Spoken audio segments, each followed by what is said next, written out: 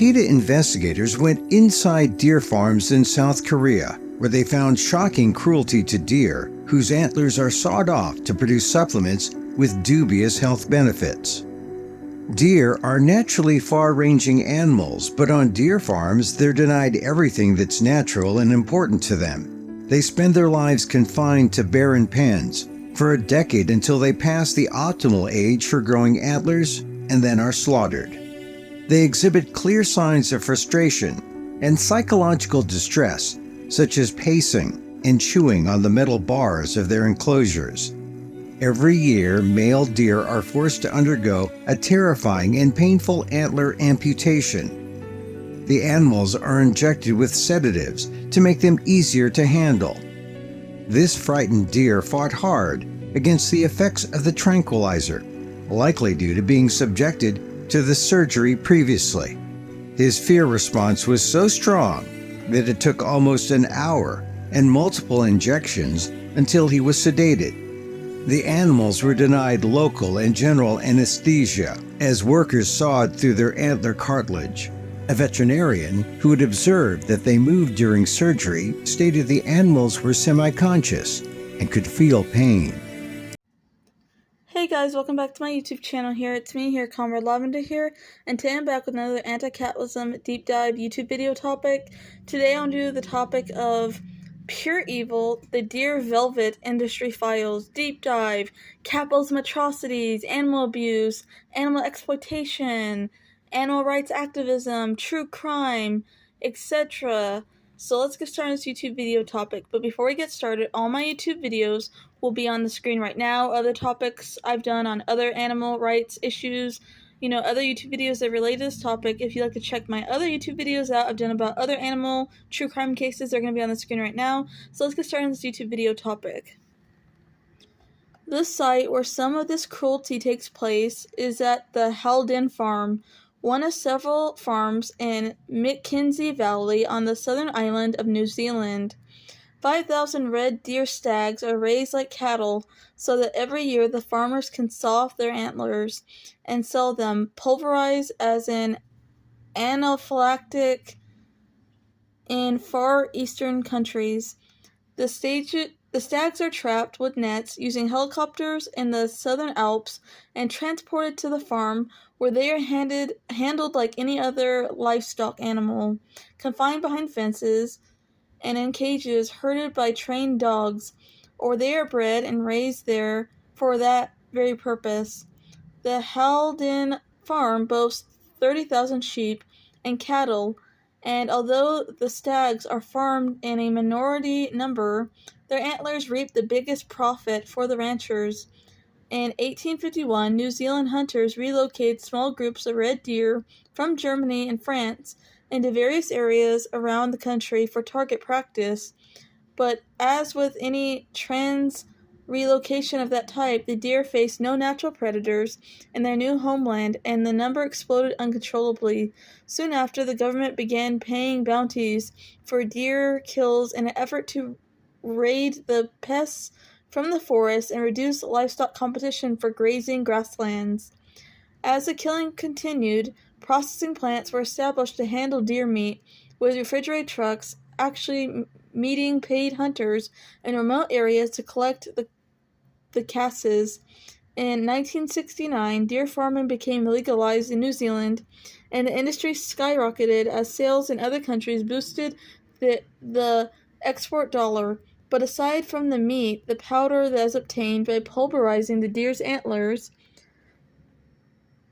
is worth weight in gold, and that makes the New Zealanders get out their saws. The antler in the velvet stage is a fast and growing tissue known full of nerve endings and blood vessels and described as being full of life. Technically, the still soft horn is covered by a blood-circulated skin, providing the fast-growing antlers with hormones, vitamins, and nutritive substances. When the antlers reach full size, the blood supply to the velvet is cut off and the antlers begin to calcify. The vitamin and hormone-rich antlers are the target. Through them are Asian expect miracles dried, crumbled, and mixed with ginseng. They make bitter pills designed to give men back their strength and prowess. as supposedly once did the rhino horn. So every single year, the red deer aren't killed, but mutilated. Farmers round them up to tranquilize them, mostly to prevent injuries to themselves, and saw off their antlers close to their heads. Although humane laws and legalization have forced the farmers to anesthetic the area which the antlers are removed, the shock of the experience and pain the animals suffer afterward is excruciating. Deer antlers, because their velvet stage, are considered appendages of the skull and are used by the males to defend themselves, challenge rivals, and attract females. They are in every sense of the word, which gives the male their sexual confidence. In removing the antlers, humans believe they've captured in which they may have lost. In the end, the miracle pills don't work. The animals have been mutilated, and the herd social relations are disrupted, and the game is played again the next season. In June 2023, PETA, People for the Ethical Treatment of Animals, investigators visited 4 farms in South Korea that supplied deer velvet industry and documented aberrant living conditions for the animals and inhumane conditions. They found that on velvet farms, deer spend their entire lives confined to small barren pens and bars. Video footage captured the deer pacing repeatedly, experiencing zoonosis, licking and chewing on the metal bars of their enclosures, which is a sign of stress. A veterinarian stated this is abnormal behavior that indicates zoonosis and frustration and a severe psychological distress in a normally far-roaming species. Licking and chewing on metal bars can also indicate an underlying iron deficiency or a mineral deficiency, which is common with chronic internal parasitism and can be life-threatening to the animal if left untreated. Every year, the deer are subjected to a gruesome procedure to remove their antlers. Farmers once again, injure deer and attempt to sedate them prior to the surgery. The deer endure multiple injections over the course of an hour before he was sedated, indicative of strong stress response in these sensitive prey animals. Adrenaline surges due to apprehension and stress can override even significant amounts of anesthetics. Even after the animals were injected, investigators documented the deer moved their legs and had more than double their normal resting respiratory rate, which suggests they were semiconscious and able to feel the whole entire pain while farmers sawed off their antlers. Workers stepped on the faces of deer to hold their heads in place, while others cut their antler tissue. Some workers kicked deer on the side, apparently in an attempt to make them stand up after the surgery. Guests attended the antler cutting and drank the fresh blood from the animal's wounds. Deer can carry a number of diseases and zoonotic diseases that are transmissible to humans, including Q fever, chlamydiosis, leprodosis, campylobacteriosis, salmonellosis, cryptosporidiosis, and gardaceus.